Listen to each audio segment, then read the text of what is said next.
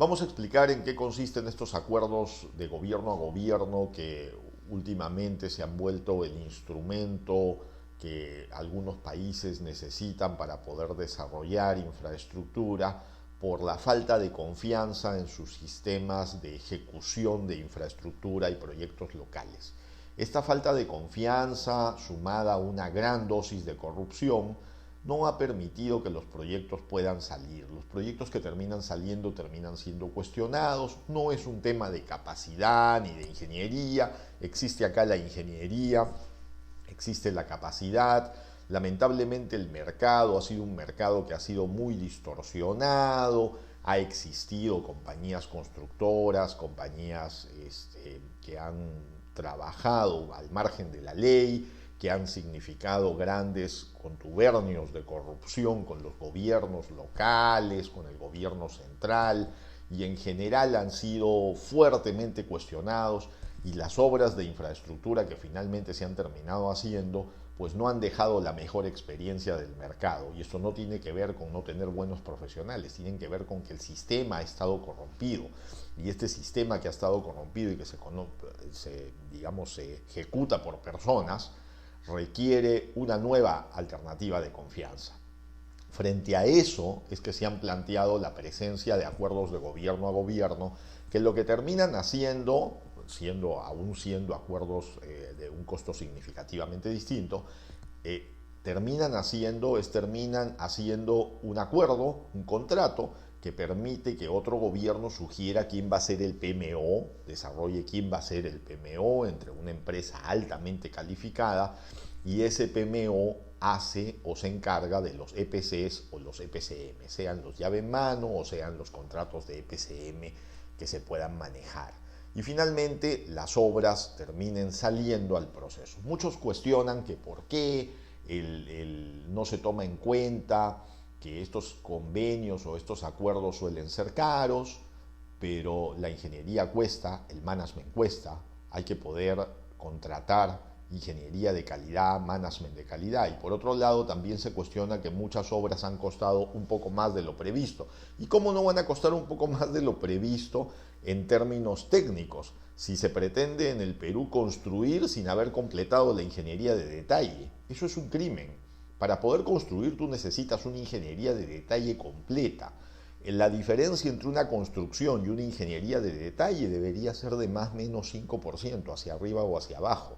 El problema es que está siendo más o menos 50%, más o menos 60%, porque en el Perú hemos inventado el famoso expediente técnico, creyendo que eso es una ingeniería de detalle. Con eso no se puede construir. Se pretende construir obras apenas con un perfil o con una prefactibilidad más o menos avanzada o con una factibilidad avanzada, sin llegar a ingeniería de detalle. Si tú no tienes ingeniería de detalle, no hay manera de que puedas construir algo certero en los diseños. Entonces, compañías de ingeniería que son muy serias vienen y hacen las especificaciones, terminan ensamblando las ingenierías y si el cliente lo aprueba se va para adelante, pero son una garantía de que la construcción funciona. En el tiempo no significa que los acuerdos de gobierno a gobierno no traigan oficinas de PMO que puedan también ser fuertemente cuestionadas. Lo que ocurre es que la alternativa ha permitido que las inversiones, la alternativa regular, la manera como lo hacíamos antes, ha permitido simplemente que las inversiones queden trabadas, que la obra pública quede trabada, que las APPs queden trabadas, que los procesos sean lentos, que el sistema de contrataciones del Estado sea muy lento, absolutamente lento, que además esté embebido de sistemas de corrupción que no han podido ser superados y que requieren ser superados. Pero esto también sucede porque no existe un ordenamiento respecto a la claridad de las fases de un proyecto. La ingeniería de detalle es el insumo clave para poder licitar los procesos de construcción. Construir sin ingeniería de detalle lo único que arriesga es a altos costos, altos precios y bajas eficiencias. Se requiere llegar al nivel de ingeniería de detalle y para eso se requiere hacer una planificación efectiva de los proyectos que la obra pública y privada requiere. En el sector privado está muy claro, en el sector público no está nada claro el proceso y por lo tanto se recurre a estos acuerdos de gobierno a gobierno que, como repito, pueden ser también fuertemente cuestionados y requieren dosis de control que no siempre son sencillas de implementar porque son acuerdos supranacionales y entonces es necesario establecer una dosis de confianza que nos permita desarrollar la infraestructura que el Perú requiere. El Perú es un país que tiene un déficit de infraestructura y es una infraestructura que nadie quiere resolver.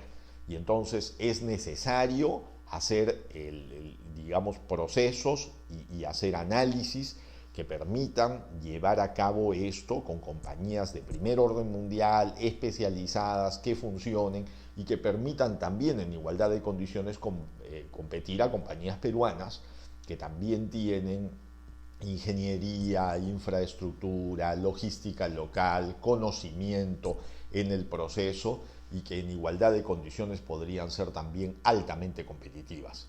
De manera que no hay que pensar que un modelo es bueno per se o malo per se. Todos los modelos requieren algún tipo de control.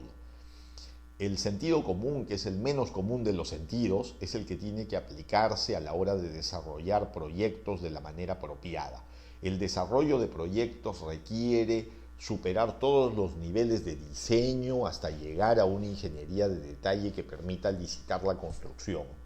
Si no se puede esperar eso, si no se quiere esperar eso, a lo único que nos arriesgamos es a costos inciertos, a desarrollos constructivos que terminan costando mucho más, que no se parecen a lo previsto y que terminan no teniendo el valor ganado del caso que los proyectos requieren en todas sus formas y dimensiones cuando se hacen de la manera correcta. Es el momento de hacer cambios, es el momento de pensar, es el momento de poder actuar, es el momento de pasar a los grandes procesos en el Perú donde tenemos las capacidades y se combinen los capitales estructurales, relacionales, digamos, los capitales económicos, relacionales, y se permita avanzar con ello hacia lograr mejoras en beneficio del país. Esa es la respuesta que se requiere no solamente desde el Ejecutivo, sino del sector privado y el Ejecutivo, para poder, y el sector público, para poder desarrollar un Perú y poder atender el enorme déficit de infraestructura que el Perú requiere. Requerimos puertos mejores, aeropuertos y puertos preparados para la exportación industrial. Requerimos carreteras para poner en valor una serie de proyectos que están dormidos. Requerimos vías de acceso, vías de comunicación, infraestructura de telecomunicaciones que hoy día no tenemos. Hay mucho por hacer en general.